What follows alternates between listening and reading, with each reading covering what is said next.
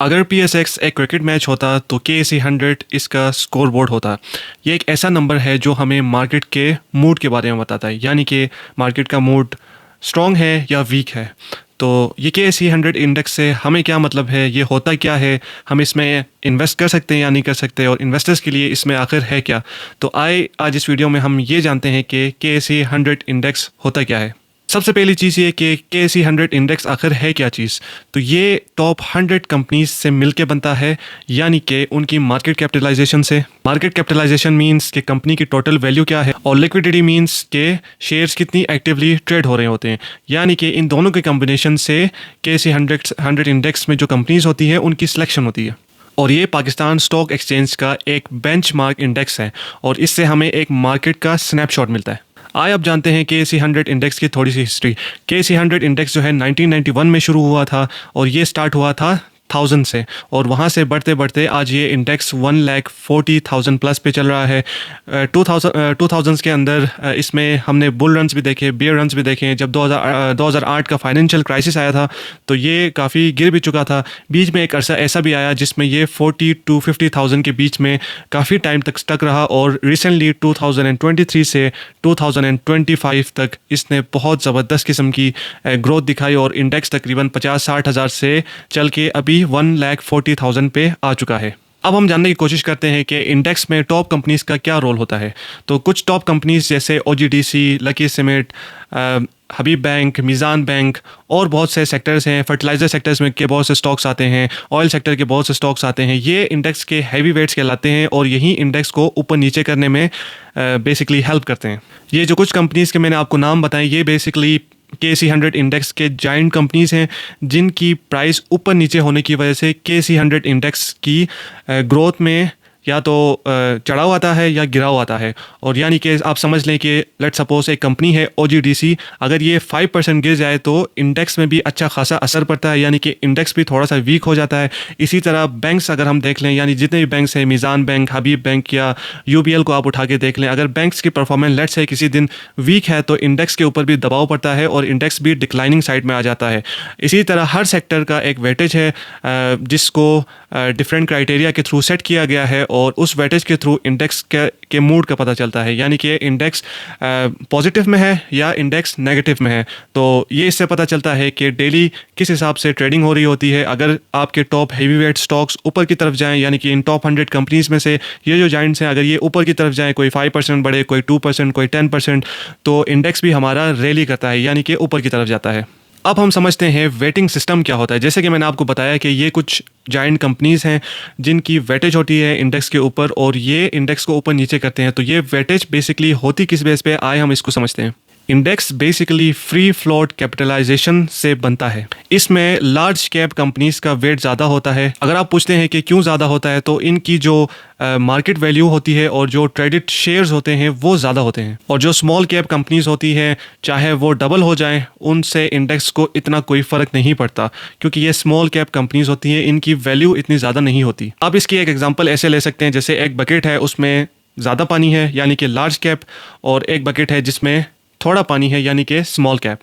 तो अब हम जानने की कोशिश करते हैं कि इंडेक्स आखिरकार मूव कैसे करता है। तो बड़ी सिंपल सी चीज़ है, अगर लार्ज कैप कंपनीज की प्राइस ऊपर की तरफ जाए तो इंडेक्स भी ऊपर की तरफ जाएगा, और अगर लार्ज कैप कंपनीज की प्राइस नीचे की तरफ जाएगी तो इंडेक्स भी नीचे की तरफ जाएगा।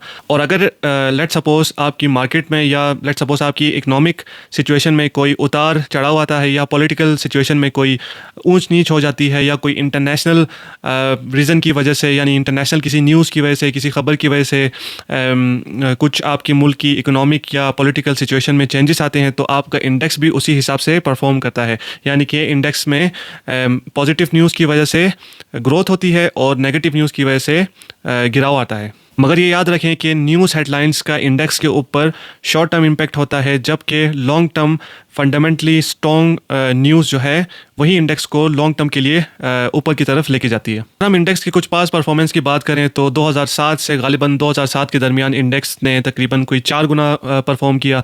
फिर 2008 में फाइनेंशियल क्राइसिस आया, जिसकी वजह से इंडेक्स जो है काफ़ी गिरा। 2016 के अराउंड इंडेक्स जो है 50,000 के आसपास था।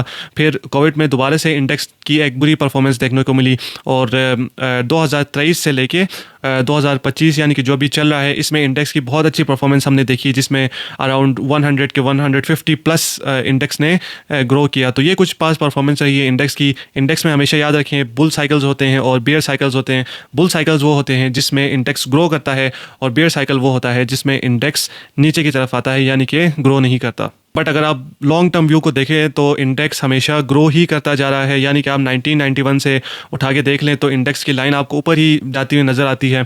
और शॉर्ट टर्म में इंडेक्स नॉर्मली न्यूज़ के ऊपर इम्पैक्ट करेगा, बट लॉन्ग टर्म में इंडेक्स ऊपर जा सकता है। बट ये भी याद रखें कि इंडेक्स के ऊपर जाने का मतलब हरगिज़ ये नहीं है कि इंडेक्स में मौजूद 100 सारी कंपनीज ग्रो करेंगी। इसमें कुछ कंपनीज ग्रो करेंगी, कुछ कंपनीज का डाउनफॉल आएगा। इसी तरह मिक्सचर सारों का चल रहा होता है। सो ये चीज़ भी आपने जहन में रखनी है। और इंडेक्स में आप ट्रेड नहीं करते, आप स्टॉक्स में ट्रेड करते हैं। तो जब आप स्टॉक सिलेक्शन कर रहे होंगे तो आपने वेल रिसर्च होना होता है, और स्टॉक सिलेक्शन आपकी सही होना ज़रूरी है। अगर आपके पास फंडामेंटली स्ट्रॉन्ग स्टॉक्स नहीं है तो वो शॉर्ट टर्म के लिए मे भी परफॉर्म कर जाए, मे भी ना कर जाए, बट आप लॉन्गर टर्म में उनमें ग्रो नहीं कर सकते। अगर आपके स्टॉक्स फंडामेंटली स्ट्रॉन्ग हैं, जिनमें यानी कि वो कंपनीज ग्रो कर रही हैं, उनके प्रॉफिट्स बढ़ रहे हैं और उनके रेवेन्यूज़ ग्रो कर रहे हैं, उनकी अर्निंग पर शेयर ग्रो कर रही है, तो फिर आपके प्रॉफिट्स भी इंक्रीज़ होंगे। तो मैं फंडामेंटली स्टॉक्स को कैसे पिक करते हैं, कैसे ये सारी चीज़ें देखते हैं, स्टॉक पिकिंग क्या होती है, इसके ऊपर भी मैं वीडियोस वगैरह बनाऊंगा, तो आपको वहाँ से अच्छी अंडरस्टैंडिंग हो जाएगी।